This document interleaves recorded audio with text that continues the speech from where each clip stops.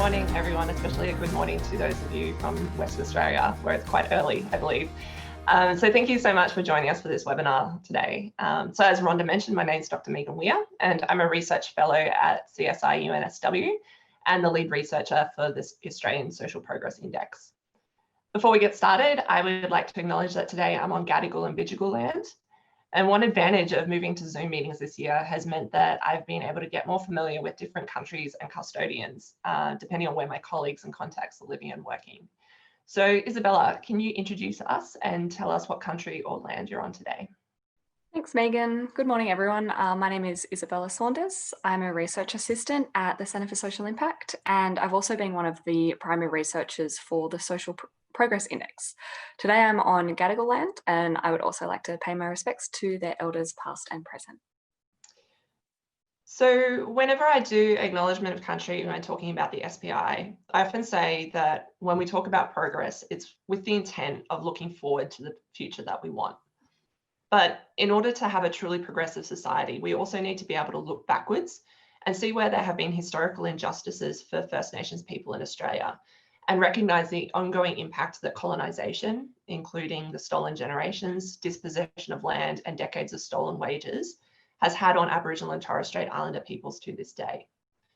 We cannot have a progressive society unless we are willing to confront these uncomfortable histories and disrupt systems that allow marginalisation and disadvantage to continue. So with that, I would like to pay my respects to elders past and present, both on the lands where I am today, but also across Australia, including any Aboriginal and Torres Strait Islander peoples who may be here today. And I'd also like to recognise that we are all meeting on land where sovereignty was never ceded. So first off, for those of you who are less familiar with the Centre for Social Impact, we are a collaboration between the University of New South Wales, Swinburne University of Technology, and the University of Western Australia.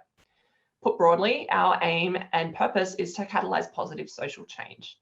So this means taking an honest look at our society, where there are disparities and injustices, and our focus is on equipping communities and organisations with the skills to be able to work together for a more equitable society. One of the major projects that CSI UNSW is currently working on is called the Amplify Social Impact Project, where we aim to help the for-purpose sector better understand our current society, its needs, and its ability to respond to social issues. And one of these focuses is on economic inequality and its impact on social progress. So Australia, compared to the rest of the world, has been an undeniably economically successful country. Up until the COVID-19 crisis this year, we had seen continuous growth in our gross domestic product, or GDP, over the last 29 years, including relative stability through the global financial crisis of 2007-2008. This means that we have young people who are completing high school and university and entering the workforce in social conditions where there had only ever been growth in their lifetime. The economy, keeping it strong and making policy decisions that first and foremost centre the economy, remains a strong focus, particularly for our current government. When we reflect on last week's budget announcement, for example, spending is largely focused on supporting business and infrastructure to create jobs. Tax cuts to businesses have been passed in order to, and I quote, rebuild our economy and create more jobs by kickstarting activity in the private sector. And then if we also reflect further back to earlier in this year, the government's response to the devastation of the bushfires across Australia and Australia's response to climate change was similar. Any response first and foremost must not jeopardise Australia's vibrant and viable economy. This has been a strong focus both globally and in Australia as governments respond to COVID, where there are calls to ensure that the economy remains open. But in advocating for this, we have to grapple with the ethical decisions about whether the economy or infection and death rates dictate policy. Australia has done remarkably well overall in its response to COVID by responding quickly with lockdowns and funding primary healthcare. But we are seeing increasingly that policy priorities are reorienting towards the economy. An issue that most people are becoming aware of is that talking about and focusing on Australia's economy and GDP growth can kind of feel off when we're dealing with the realities of the communities where there are high levels of financial stress, homelessness, or untreated illness. There's an issue if we are only talking about GDP per capita and using that as a sole indication that the needs and circumstances of all communities across Australia are therefore progressive. How we generate an economy and its flow-on effects also matters. So while the economy is not a person, it is driven by people within that system. And our work leads us to be critical of assuming that the economy is this benign entity of its own. So during the 20th century, and I think still definitely continues to this day to a certain extent, there was this assumption that economic development automatically generated social progress. So if GDP per capita was going up, so was the progressiveness of a society.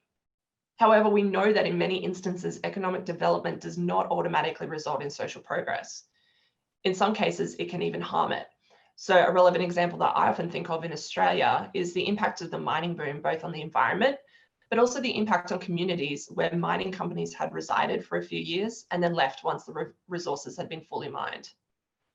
Other ways of generating income, such as the exportation of arms and privatization of prisons, undeniably can also have a negative impact on individuals either here or abroad.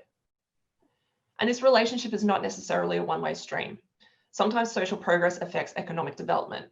So the state of basic education and health in a region could have impacts on how fit and able the workforce is, for example.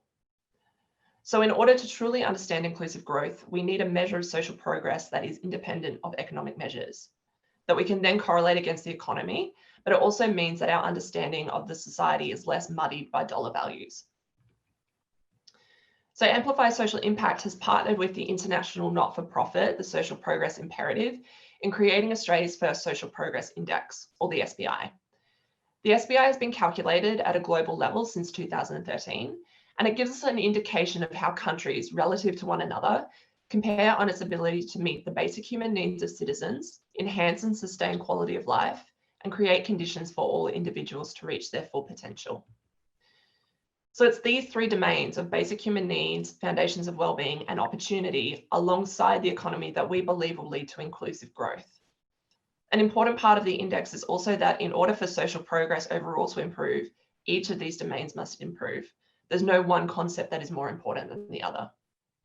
A fundamental argument then is that when we're thinking about responding to crises such as COVID-19, we can't think of it solely as an economic crisis or a health crisis, but instead we need to be thinking about how we respond to an intersecting and complex system of economic, health, and social problems. For a resilient and inclusive recovery, we would want to be hitting each of these four areas to ensure that we have sustainable building blocks that allow us to use the structures of an inclusive economy and society that can then also better prepare us to respond to crises in the future. So the Social Progress Index offers an accessible and actionable assessment of the health of society that is completely independent of economic measures. It's a framework that aims to capture not just the present challenges and today's priorities, but also the challenges that countries or regions will face as their economic prosperity rises. The index reveals relative performance compared to a region's economic peers and assesses their success in turning economic progress into improved social outcomes.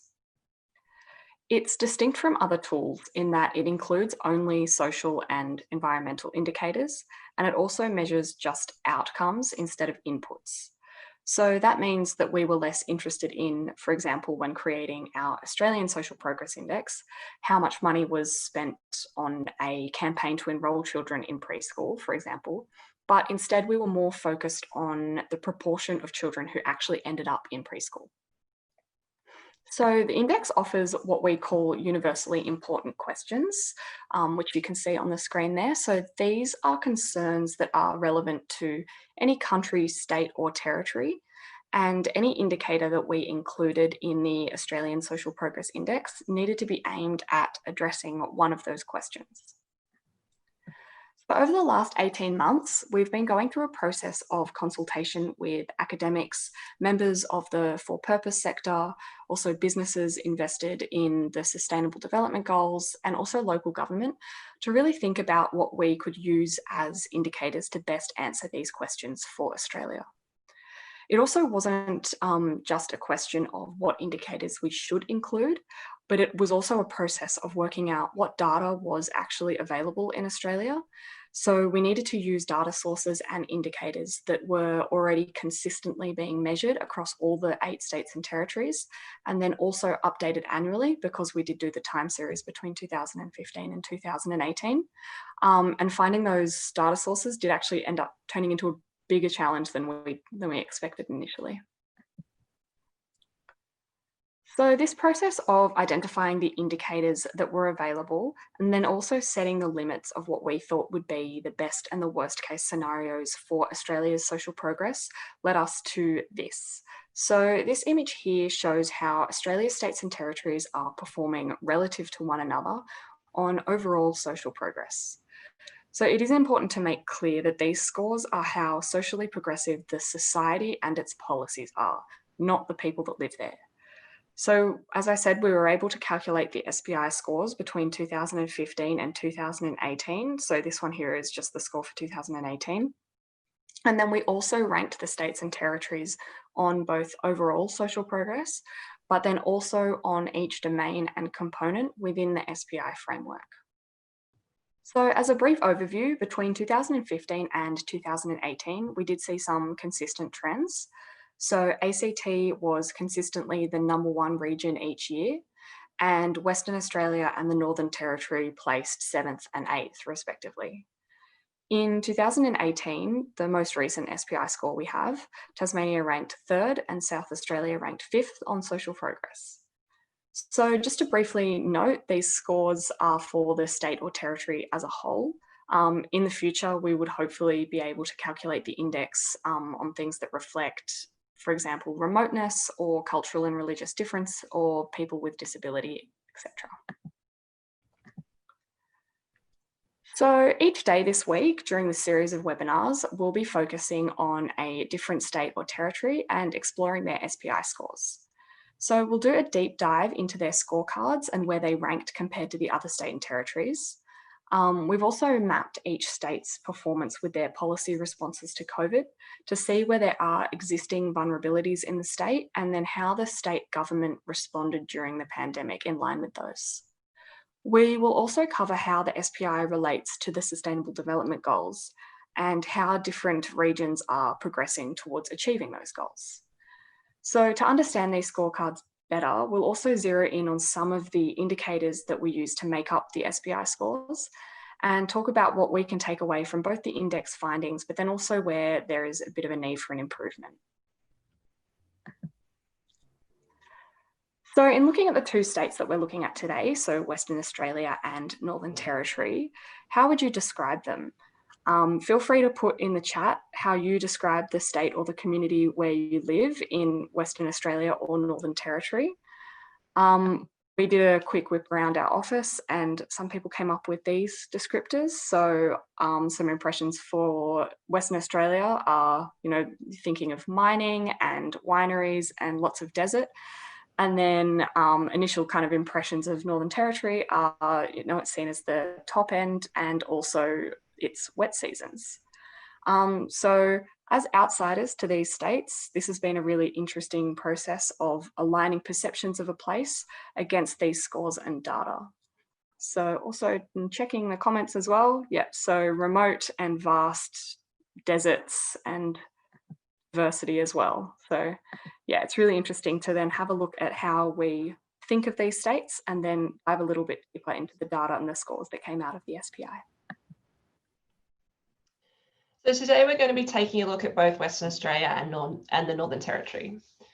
When understanding how an individual state or territory is performing in components of social progress, we can look at the score relative to its economic peers. And this is relevant because of this two-way stream of economic and social progress that I talked about earlier. So it's not reasonable for us to assume that less wealthy jurisdictions commit the same resources to policy as wealthier areas. And these scorecards can help us to understand how a state or territory is performing on elements of social progress relative to the 4 closest states or territories in terms of gross state product per capita, which is our more localized version of GDP. So the shading on the table that you see before you indicates performance. Yellow indicates an SPI component score within 1 standard deviation of its peers and indicates they're performing within an expected range. Green is a score that is greater than 1 standard deviation and indicates performing better. And red is for a score that is more than 1 standard deviation worse than peers and indicates performance that is worse than expected. It's not possible for every state in the future to be having scorecards that are all green. because it's not possible for everyone to be performing better than its peers.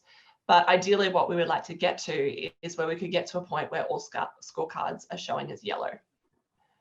One thing to note when talking about Western Australia and the Northern Territory and its economic peers is that both Western Australia and Northern Territory have the highest gross state product per capita in the country.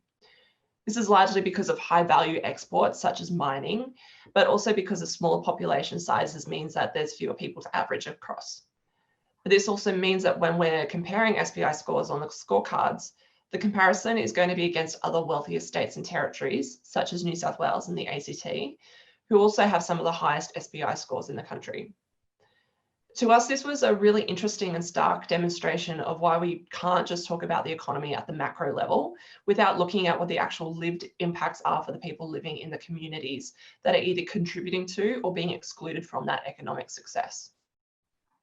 So this scorecard for Western Australia, for example, as you can see, Western Australia is performing below the expected range in many of the components, including overall social progress, as well as water and sanitation, access to basic knowledge, and personal freedom and choice. It is, however, performing better than its economic peers in shelter and within the expected range for personal rights, access to information and communication, and access to higher education. Looking at the Northern Territory scorecard, similar to Western Australia, there are many components in which the state is underperforming relative to its economic peers and is performing worse on overall social progress. What was concerning to us is that there is noted underperformance on the basic human needs of nutrition and basic medical care, water and sanitation, shelter, and personal safety. These are all components that across the rest of Australia, there was relatively good performance. So this suggests to us that by looking at the scorecards, that the kinds of policies that are being enacted in the Northern Territory simply aren't working at the moment. From conversations we've had, the consideration that the fact that the Northern Territory has both the highest proportion of remote and very remote communities, as well as the highest proportion of Aboriginal and Torres Strait Islander peoples, means that there are currently big gaps in how safe and inclusive societies can be, depending on where you are living in the Territory. We would note, however, that on measures such as the gender pay gap and satisfaction with connection to the community, the Northern Territory is at this stage performing better than its peers, and it's also performing within the expected range on environmental quality. So we released the index in February this year with the intention of engaging with individual state and territory governments to discuss how the SPI can be used as a way of determining policy priorities and addressing areas of social progress that were found to be of particular vulnerability based on their scores. But like a lot of things this year, the plan got interrupted when COVID became a bigger threat in Australia, and we shifted towards working remotely, as well as government and university priorities significantly shifting in a short period of time. One thing we did notice is that it's difficult understanding and interpreting various policies and stimulus packages related to COVID when they're being released almost daily. We actually found that the SPI framework became a really useful way of understanding and interpreting what was receiving attention and being understood as the big issues of COVID. So I'll note that we make two assumptions in our analysis here. The first is that where a government chooses to spend its money is indicative of where it places its priorities. And the second is that we should conservatively expect that without targeted policy attention, pre-existing inequalities are likely to deepen when going into a period of crisis such as a pandemic. So what we did then was look at each policy and stimulus package announced by both state and federal governments and judge whether the policy fit within a particular component of the Social Progress Index framework, or whether it was a measure that was focused only on the economy or employment. This mapping could go both ways. So policies could be aiming to target a particular social issue, such as increased funding for homelessness services, but also on-the-spot fines have potential risks for personal rights if they are handed out in ways that target particular groups of people that have historically been disproportionately policed. So we'd note here that this analysis isn't intended to reveal how well a government is responding to COVID, but instead gives an insight into where policy priorities are being concentrated or require more attention. The analysis that we're talking through today is based on a fact sheet that we first published in July and we updated last week. And I think Rhonda is actually putting the link to the fact sheet in the chat now. This is a living document and we're updating it fortnightly at this stage with new policies as they're announced. So in looking at Western Australia's approach, They have taken a really strong policing approach towards monitoring COVID outbreaks. So there was a spending of $91 million in a police response to the pandemic, which is concerning if we consider the ways that particular groups of people, particularly Indigenous and other people of colour, could stand to be disproportionately affected by these responses. Western Australia also had quite a strong $5.5 billion economic recovery plan, with some investment also in shelter and personal safety and inclusiveness. But there is a potential for this state to be responding to COVID primarily as an economic crisis without addressing those potential underlying and existing disparities in the state. So the scorecards indicate that there are areas where Western Australia is underperforming. So we should assume that without targeted investment, these inequities are likely to remain, if not worsen, as we continue working towards COVID recovery. The Northern Territory as well is a particularly difficult jurisdiction because in most areas, as we mentioned, particularly around basic human needs, they are significantly underperforming given that it was the state with the highest gross state product per capita in the country. It is definitely worth noting as well that Northern Territory did have the smallest number of cases in the country of COVID, and this has largely been enforced by having a strict border closure. So this is necessary because there is the potential for really devastating flow-on effects if there was a COVID outbreak in Aboriginal communities, particularly considering that Aboriginal people are more susceptible to respiratory illness and mortality. So it was vital to keep COVID out of remote communities. However, there was also no additional investment in basic primary healthcare or support for housing or homelessness services or water and sanitation. So this is where something like the SPI scorecards can be really useful in that they can help identify where there are these vulnerabilities, and ideally a government should be able to respond proactively by targeting policies at these areas where they are underperforming as a way of instituting some form of protection for already vulnerable areas or their communities. So another new application of the Australian SPI that we can show today is using the Australian SPI scores to give an indication of how each state and territory is progressing towards achieving the Sustainable Development Goals, known as the SDGs. So for those who are not familiar with the SDGs, they are a set of 17 integrated goals that were adopted by all United Nations member states in 2015 as a universal call to action to end poverty, protect the planet, and also ensure that all people enjoy peace and prosperity by the year 2030. They were created as a replacement to the Millennium Development Goals that set out to respond to and tackle global indignity and poverty. So Australia is a signatory to the goals. However, there are two recognised issues in Australia in regards to the SDGs. So the first is that much of the focus has been on Australia assisting in implementing the goals in developing countries, particularly in the Pacific region, but there hasn't been much recognition given to the fact that we also need to be ensuring that the goals are met within Australia. Secondly, there's also no clear strategy towards measuring or reporting on goal attainment. So as a consequence, the goals are seen as something that people can really get behind, but there isn't really a good way of measuring that that's being put in place to kind of track how Australia is progressing towards meeting those goals. So the Social Progress Index framework was developed with the SDGs in mind so that the components can be used to give us an insight into how each state and territory is progressing on the SDGs using a proxy measure. So when we say proxy, we do so recognising that these scorecard indicators are based on what data is available and was appropriate for the SPI methodology. And the scores are derived by calculating the average of all the component scores that were judged to contribute to a particular goal. However, this is definitely a first in terms of getting a comparative measure of how states and territories are progressing towards achieving the goals. And similar to the economic peer scorecards, can give us an insight into areas where there is more attention needed as a matter of policy priority. There's a lot to take in with these scorecards, and I know that for many of you, they're probably showing up quite small. So instead, at this stage, we might dive into some of the higher scoring and lower scoring goals and talk about what this means when aiming for sustainable development and social progress.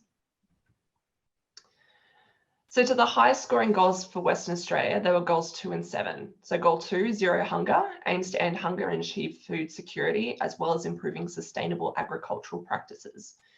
And goal 7, affordable and clean energy, aims to ensure that everyone has access to affordable and reliable energy through increased renewable energy targets and to double the current rate of energy efficiency. The way that we created proxy scores for each of these goals primarily centered around access to nutrition and basic medical care and also shelter. So for achieving zero hunger, indicators that could be used to understand how Western Australia is going in this goal is to look through both infant mortality and premature mortality rates, as well as things like waterborne diseases and cardiovascular mortality. Remember, the SPI is based on an outcome indicator. So when thinking about these scores, we're considering whether these indicators are possible outcomes of, for example, a lack of adequate nutrition. Similarly, affordable and clean energy was measured using the shelter component as a proxy measure. Using outcome indicators such as the estimated homelessness rate and rate of overcrowding in public housing and in general, provides insight into whether people actually have access to energy and utilities. And either experiencing homelessness or overcrowding would suggest that housing and the utilities that contribute to it are more affordable and accessible for people living in Western Australia compared to the rest of the country. Looking at the lowest scoring goals, for Western Australia, this was goals 9 and 15. 9 being developing quality, reliable, sustainable and resilient infrastructure, including regional and transborder infrastructure, and with a focus on affordable and equitable access for all. And for goal 15 being that by the year 2020, we ensure that the conservation, restoration and sustainable use of land ecosystems is in place. And at the moment, these are the 2 of the goals that we would suggest Western Australia needs to be paying targeted attention to. So if we're looking at how Australia is faring at achieving industry, innovation and infrastructure, we looked at components that included access to advanced education and also information and communication.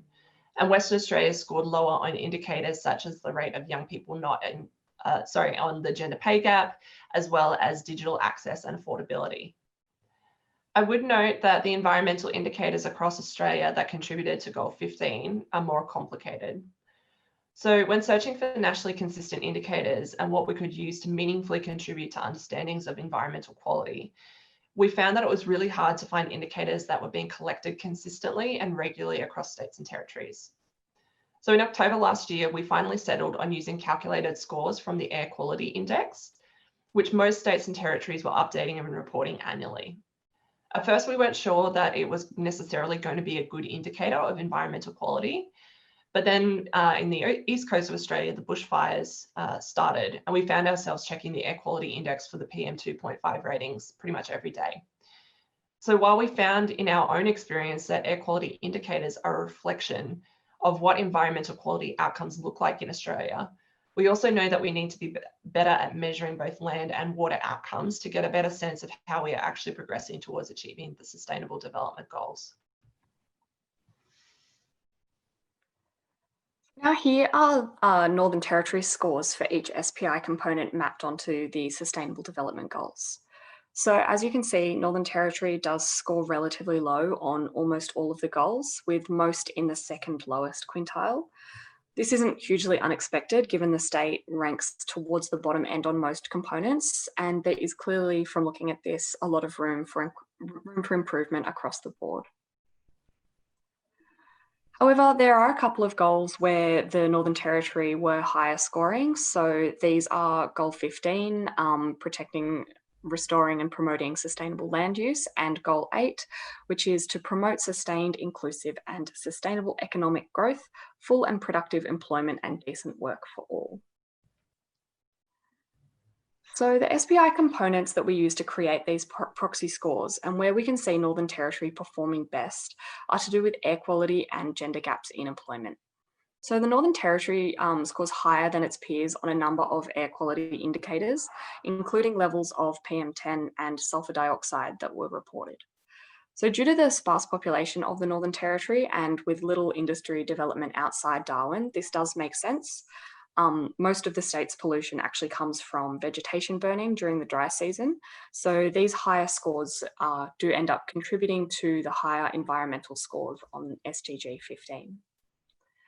For Goal 8, looking at inclusive and sustainable employment for all, the proxy indicators in which Northern Territory did well are the difference between women's and men's underutilisation rate in employment, as well as the difference in their total cash earnings. So the state did perform better than its peers on the proportion of people who regularly volunteer as well. So we can see here that while there are some similarities across Western Australia and Northern Territory, they actually do differ greatly here, as air quality and gender employment gaps were some of Western Australia's lowest scoring indicators. So now looking at some of the lowest scoring SDG scores for the Northern Territory. So these include both quality education and good health and wellbeing. So these are the goals that aim to ensure inclusive and equitable quality education and promote lifelong learning for all, and then also making cities and human settlements inclusive, safe, resilient, and sustainable. Oh, sorry, no, it's the goal 3 there is ensuring healthy lives and promoting wellbeing for all. So both of these goals were strongly linked to basic human needs, which were both areas that the Northern Territory were consistently underperforming. So looking further into some of the indicators that created these proxy scores and where we can see Northern Territory's particular vulnerabilities are those that are around access to basic knowledge and also health and wellbeing. So Northern Territory was really underperforming in high school retention rate, and they also had lower NAPLAN reading scores. Also, the homelessness rate, the rate of waterborne diseases, and the gap in Indigenous and non-Indigenous premature mortality, which were all indicators making up the goal ensuring health and wellbeing, were also among the lowest scoring indicators. So these particular areas for improvement are also likely to be influenced by the high proportion of the territory that is remote or very remote, which can impact on access to some of the services that are easier to access in urban or regional areas. An important thing to talk about as we talk about index scores and scorecards is to acknowledge and recognise this inherent tension that kind of exists between perceptions and data. One thing that we noticed when asking about perceptions around our office of a state or territory is that we were often actually describing a capital city or its well-known areas, and that perception doesn't necessarily reflect the lived experience or the realities in the broader part of the state or the territory. So this links to a second point, that location matters. Due to data availability at this stage, we were only able to calculate an Australian SPI at a state and territory level, which inevitably leads to what we call a smoothing effect. So you're seeing averages across the entire jurisdiction, rather than being able to detect nuance that exists between, for example, metro and remote areas. This is a definite goal that we have with the SPI moving forward, and that's to invest in data collection and measurement so that we can start seeing how different local communities across Australia are faring on social progress. The other thing to note with the SPI scores is that each score is how a jurisdiction is performing relative to all other states and territories in Australia. So this means that there may be instances where there are areas of improvement for Western Australia, for example, in social housing overcrowding, but based on the available data, there are other jurisdictions that are having greater issues in delivering good services. Another important point for me that I want to express is that we often talk about data as if it's this apolitical or neutral tool, but what we measure and how we measure it actually really matters. If we don't measure the impact of a social problem, it's very easy to say that it doesn't actually exist. And similarly, how we phrase a survey question or the way that we present data contributes to a particular narrative and interpretation, which then guides policy and decision making. So I'm definitely not saying that the SPI is not part of this, but instead I'm trying to encourage myself and others who also use and talk about the SPI to be willing to critique how it is that we collect data and through discussion identify priorities or gaps in data collection and advocate for that to change in the future. Finally, an SPI score is an indication of the socially progressiveness of the policies and structures within Western Australia and Northern Territory, not the people living within it. So it's also the case that individual lived experience may be vastly different to the picture painted by the SPI scores. So we don't want to invalidate those those experiences, but instead it's our hope that we can use the SBI framework as a way of understanding how basic needs and foundations for wellbeing and opportunity are not being met, and together work towards solutions for better policy and decision making overall. So to kind of sum up with both Western Australia and Northern Territory, if we're looking at where there is cause for a celebration, both from the SPI and in the SDG scorecards, we can see Western Australia is performing well for many of the components of foundations for wellbeing, including health and wellness.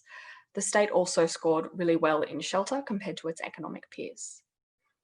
And for the Northern Territory, they scored really well on indicators of environmental quality, particularly in relation to air quality. The Territory also ranked second only to the ACT on inclusiveness. So it is important to note that while the Northern Territory was the lowest scoring state across all the years in overall social progress, it did improve across the years 2015 to 2018, and it had some of the greatest overall improvements compared to the other states and territories. However, when we consider the scorecards and SDG progress, we also see the need to focus on basic needs across both states. In particular, WA shows underperformance in water and sanitation and personal safety, and Northern Territory in nutrition and basic medical care. Western Australia also shows vulnerabilities in personal freedom and choice. For the Northern Territory, there was also underperformance in access to communications and access to higher education. So this is an example here of how we also need to consider how the impact that underperformance in one area of social progress, such as access to information and communication, can then have flow-on effects to other areas of social progress, such as the ability to access both advanced and basic education, as well as healthcare. So as we mentioned earlier, the SPI framework isn't intended to be considered as siloed issues or focuses, but instead decision-making needs to consider how these components of overall social progress work in tandem to be able to improve access and equity for everyone. So we want the SBI to be a tool that can help inform better policy. As I've mentioned, it can function as a tool to give insight into where there are areas of social progress that are flourishing for particular jurisdictions. And by using a standardized measure where states and territories can be compared, we can better demonstrate where outcomes are quantifiably improving societies. And we believe that everyone can find a component within the SPI that represents their cause.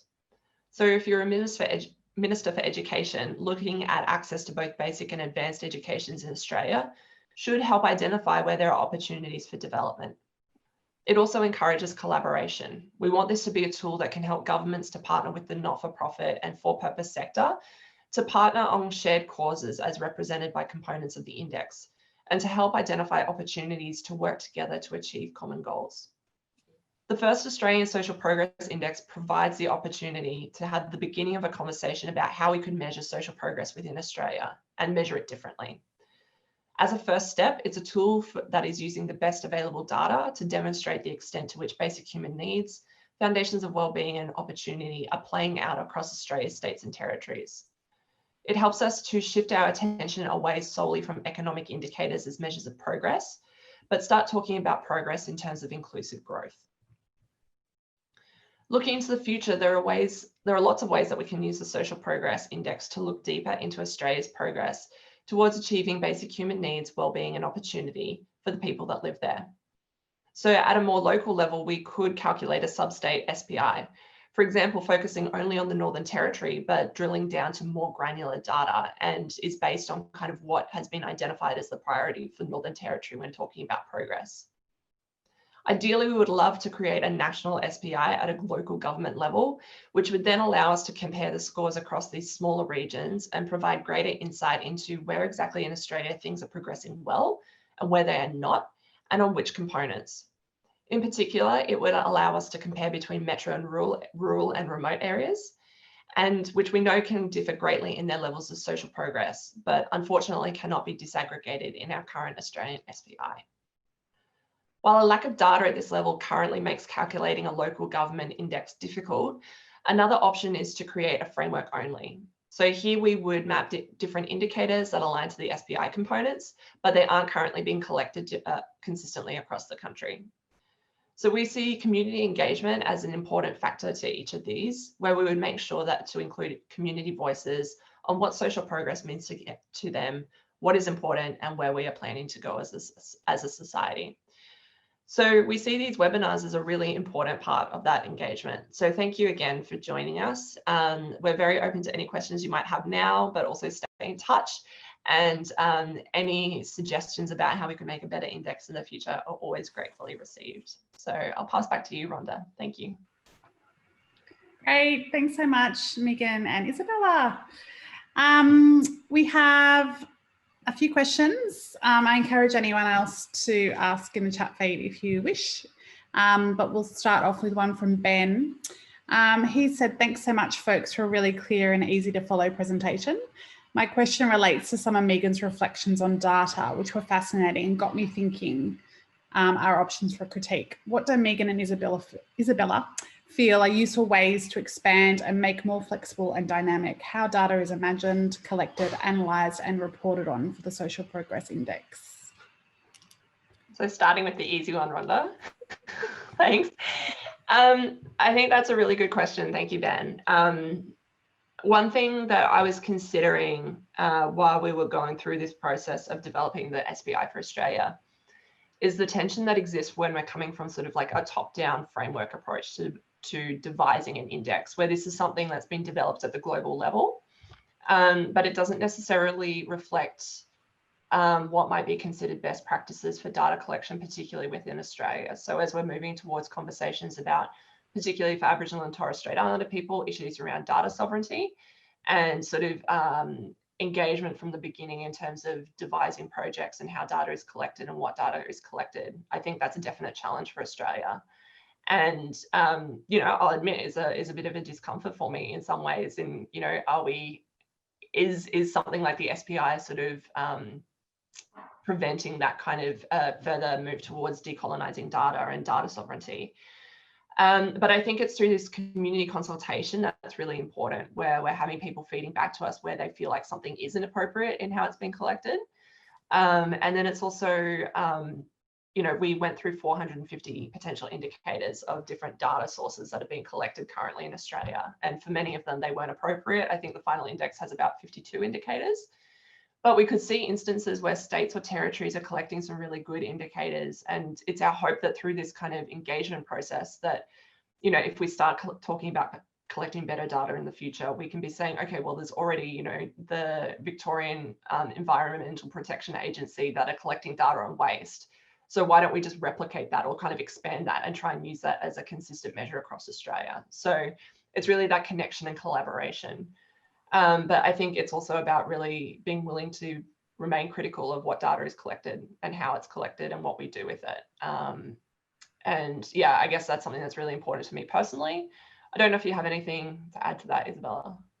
Well, I was also just going to add on us being constantly, you know, critical and reflecting on our own practices, with the SPI being something that we do hope to keep doing in the future. There is scope for adapting and improving on those indicators and data sources as well. So that's constantly something that we're keeping in mind. And yeah, just totally agree with Megan's points on the importance of community engagement and expert input on these things, because we can't be across all of it. I think the other thing that was important with that as well is that, you know, it gave us the opportunity to identify what data is not being collected at the moment. And as I said, what data is collected and what is not is a political thing. So, you know, we definitely found that it was really hard to find representative indicators of experiences of racism, for example. And so, you know, in an ideal world, like that's a really important part of considering personal rights and freedom of choice and inclusiveness. But if we're not collecting that in Australia at the moment, you know, how can we be including that in a model? So it's, I guess, not just about like expanding on the indicators that are already being collected, but also identifying what is not being collected and what has been identified as important things. And so really pushing to kind of prioritize those as indicators that are collected in the future. So that's a very long answer, but a really good question and stuff that we're like always, yeah, really considering and being I think Ben liked the answer. And he's made a comment in the chat feed. Sounds like the engagement and community consultation and collaboration are great options for the index. Thank you. Thanks, Ben. One from Angela. When you map to the SDGs, did you consider indicators outside of your SPI indicators? It was interesting to see which indicators you had mapped to which goals. Did you see any major gaps? Another big one. Yeah. Do you want to go first on this one, Isa? This was mostly something that you worked on, so I think you should first. Yeah. So as I mentioned, the SDG scorecards are intended as a proxy, which is basically, you know, we're using the SPI and what indicators were identified as being appropriate for the SPI. So we didn't include any indicators outside of what was included in the SPI itself, and indeed the sort of the calculated score for each is basically the averaged score for the components that make it up.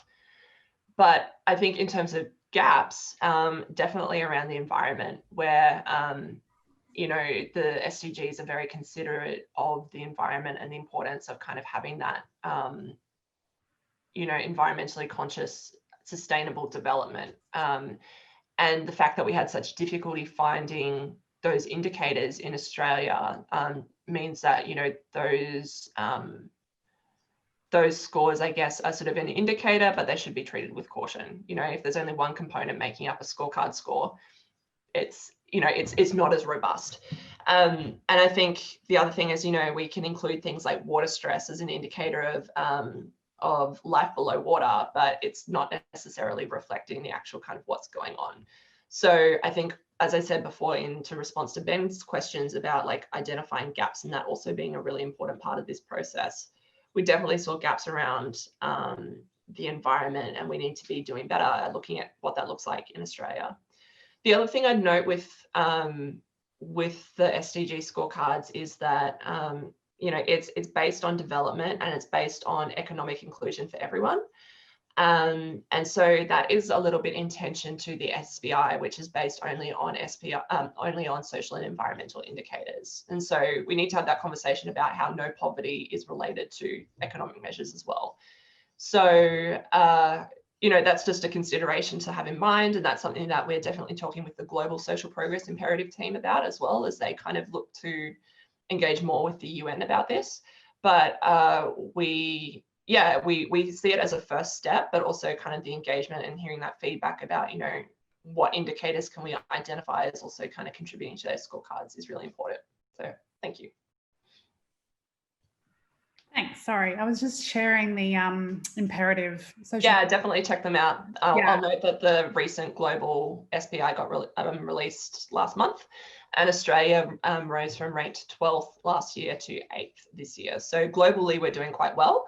But then like looking at individual states and territories and kind of working out, you know, where there are disparities is a really interesting exercise. Mm-hmm. We've had a few people that had to go early, but they thanked you for your presentation too. Thought I'd let you know that. Question for you, Isabella, is the framework of indicators publicly accessible? Yes, so all of the indicators and the data sources is available in our methodology report, which is available on the link, the CSI SPI link that has been shared in the chat. Yes, which I will also share in my follow-up email to everyone with the recordings, along with a whole heap of other links. So for these particular results for WA and NT, just in our last 5 minutes, what was the most surprising, unexpected result for you? I might start with you, Megan. Surprising and unexpected, I think it was quite confronting to see how disparate the Northern Territory were. It was quite confronting to see how to see the big difference between Northern Territory and the rest of the country in a lot of these scores. And yeah, just that kind of that reflection of you know, basic human needs about access to clean water and health and wellness and things like that, like those things being having such clear outcomes that are behind the rest of Australia was quite upsetting in a way, to kind of see that what that looks like in the data. I would say with that as well that we were a bit concerned about what that would mean in terms of communicating. Like, we didn't want it to be seen as bashing the Northern Territory, right? But what has been encouraging and I guess also surprising is that anyone that we talk to that is from the Northern Territory or does government work with the Northern Territory definitely identified with the scores. They said that it reflected what they were seeing, and that in fact by using something as a standardized measure, you can actually be demonstrating where there's that lack of equity that is occurring. So I think, yeah, the overall scores were quite surprising, but then also the response to it as well was a good surprise for me. Yeah, and I agree with Megan that the overall scores were definitely quite confronting. But then something as well that I found really interesting and surprising is, particularly in looking at the differences between Western Australia and Northern Territory, that on the surface they do look like they achieved relatively similar scores and they were both towards the lower end on most components.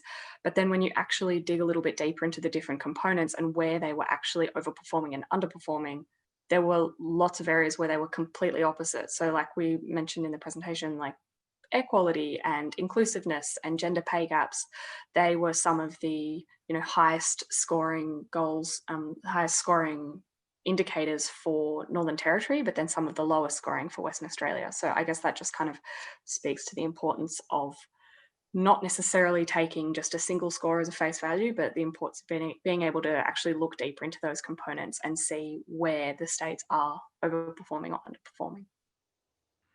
Thank you both. A question from me. I'm curious to know, like WA and NT being very remote, how does that come into play with the results and also in collecting data? It hugely impacts it. Yeah, I mean, I think even just like I was talking to an MP about the Western Australian results. And as someone living in Perth, he was quite confronted by the fact that Western Australia was performing really poorly on personal freedom and choice. But it was when we kind of dug into the fact that it was looking at things like the rate ratio of Indigenous to non-Indigenous children that are being put in out-of-home care or have abuse substantiations.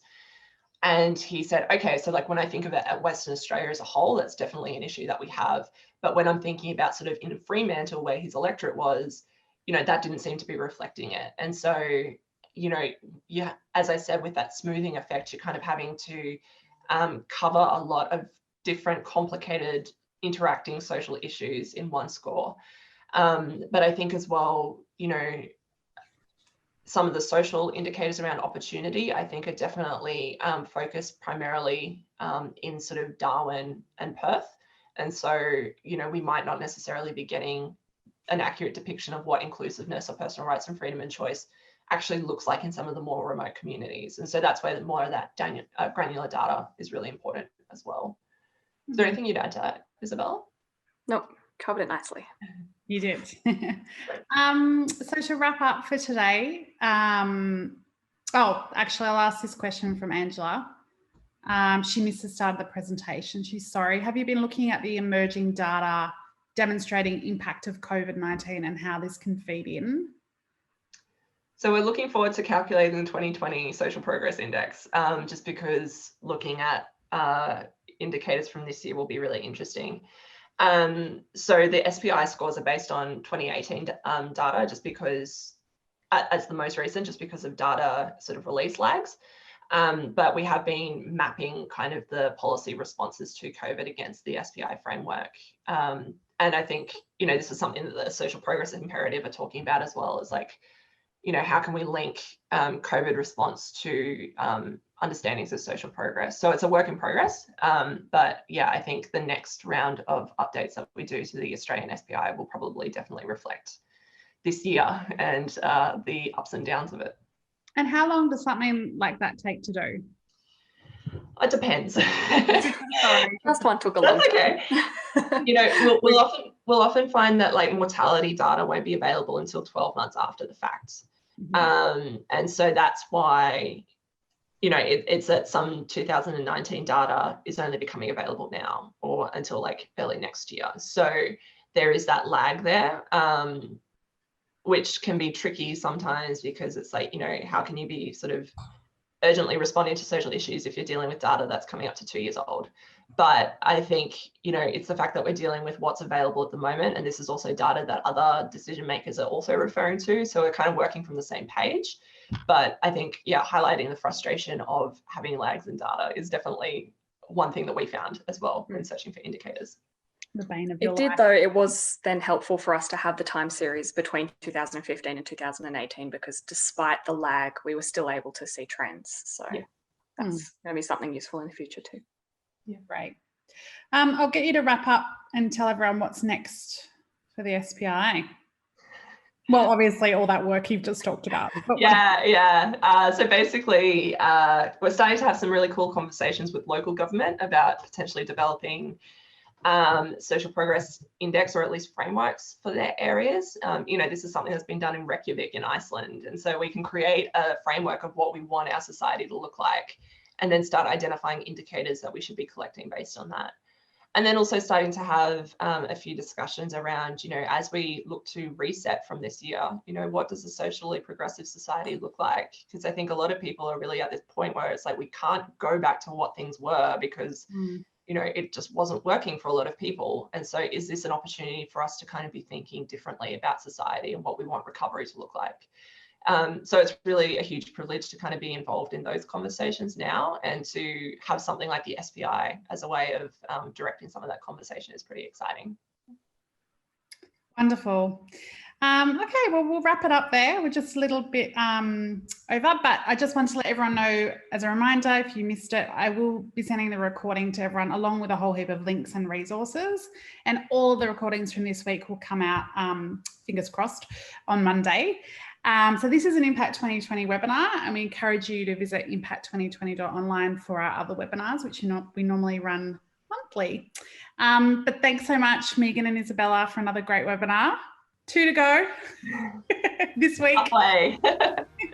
And thanks to everyone who came along. We'll see you soon, hopefully. Bye-bye. Thank you. Bye.